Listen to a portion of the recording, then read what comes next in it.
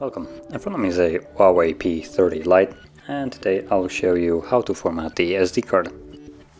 So to get started, let's go into the settings, and from here scroll down to storage, and then choose your SD card right here, where you will find now at the bottom format option. Stop on that. It will give you a message that performing this will basically, you will lose all your data from it. So if there's something that you would like to keep, you might want to back it up before. Otherwise, well, you will lose all the data from the card. But assuming you have done that or you don't really care, tap on Erase and Format. The process will begin, and it's a fairly quick one. It only takes a couple seconds. And once it's done as it is right now, tap on OK, and you're done. So if you found this very helpful, don't forget to hit like, subscribe, and thanks for watching.